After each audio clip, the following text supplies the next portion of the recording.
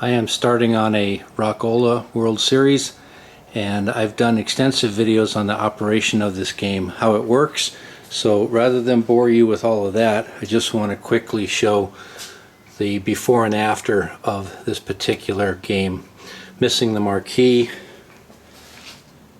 cabinet lid busted open, a lot of cracking in the veneer.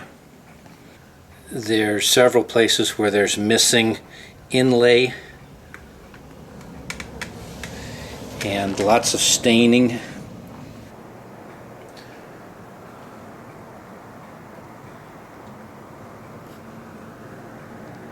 Pretty good divot right there.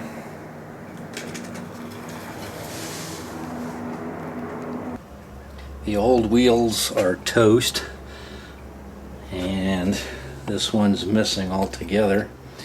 And then there's leg levelers that go right here, and it's a little plate with threaded, you put like a pinball leg leveler on it, but this one's missing altogether, the plate, so I'm going to have to fashion a new one for that. New casters and leg levelers have been installed. These are really beefy double wheel. They can easily handle the weight of the cabinet and leg levelers.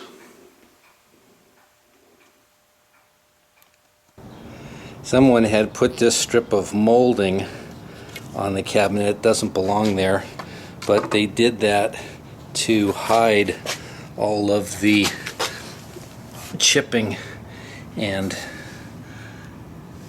places where the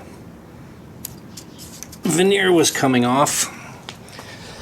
But these nails actually were too long. These nails, they come on the inside, there's like 1/8 of an inch spike sticking out every place the nail came through, so that would interfere with the back door coming on and off. Stripping off the old veneer.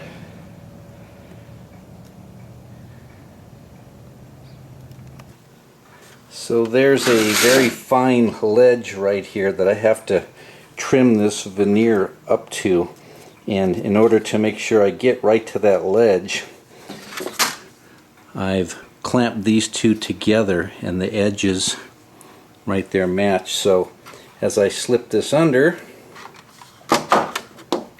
so that will go right to there, and I can trim along there and be right up against that edge. My makeshift spray booth is set up, and I'm ready to start putting the Varathane finish on. Just got done spraying the final coat. Here's the condition of the decorative plates that have labeling and words on them.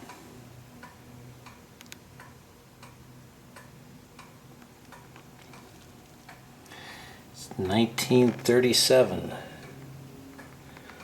World Series.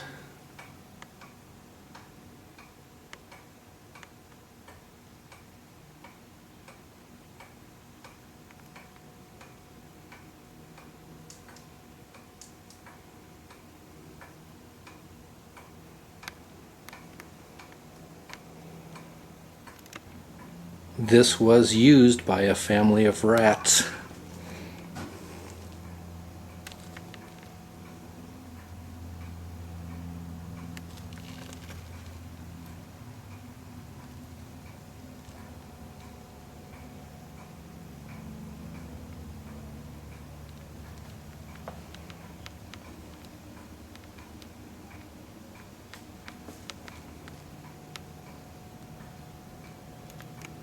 Let's check out some gear oil that hasn't seen the light of day in 80 years.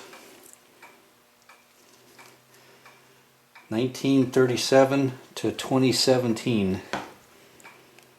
And there isn't much oil left in there. It's pretty low. So over 80 years, most of it's leaked out. However, still enough to coat the gears. And we don't have any damage. Everything looks good in there. But time to replace this gear oil. Here's what came out of the gearbox. Pretty thick, goopy stuff.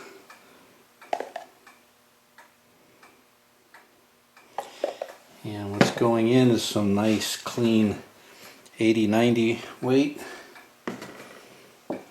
Made a new gasket, and I will trim the rest of it off after it's in place, so I have a nice even seal. Gasket edges are cleaned up, so we'll get a nice seal.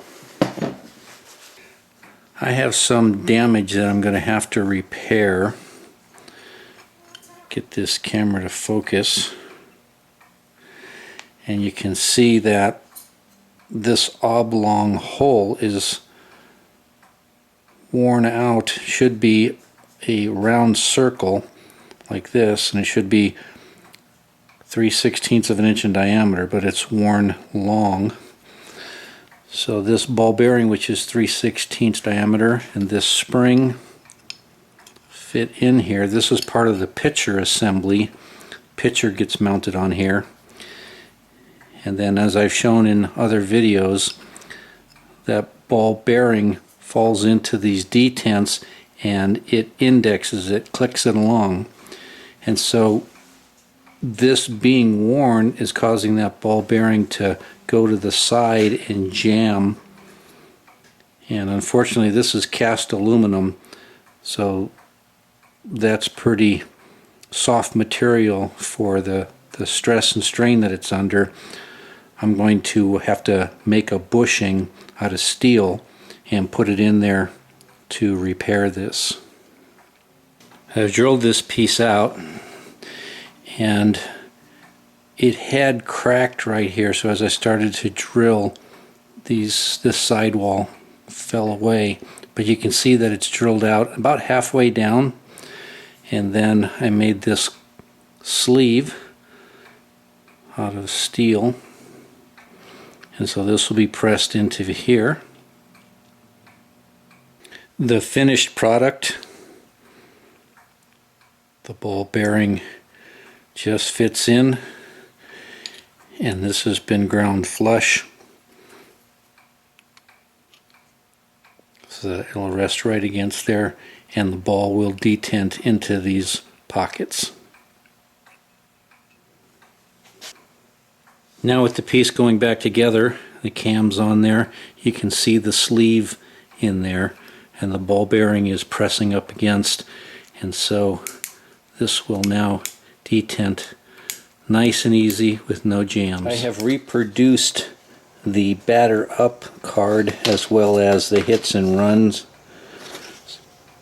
So here's what the original looked like, and these are my reproductions, same exact size.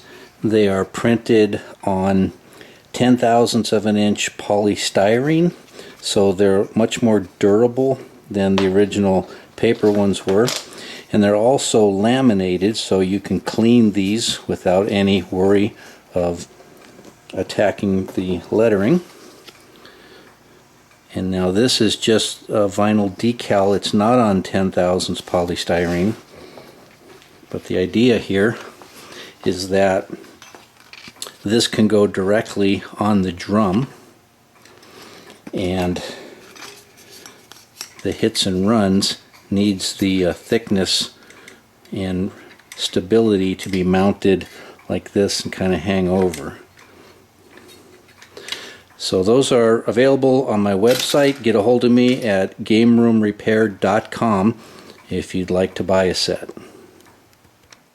The lid supports were missing, so I fashioned these and installed them.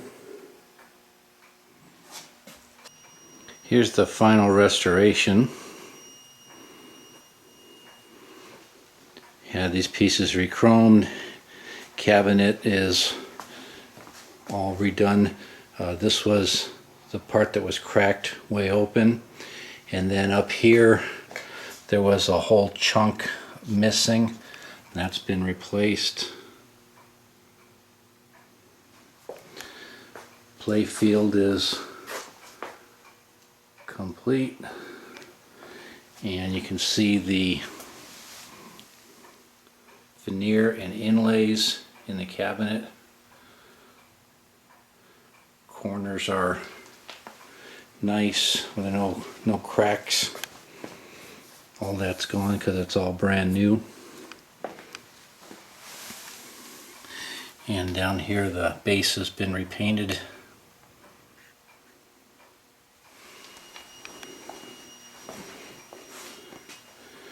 Got the original tag on it, back on it. The marquee is a reproduction. And on the back, I saved this because that alone makes it collectible. And there you have it. For more information, visit GameRoomRepair.com.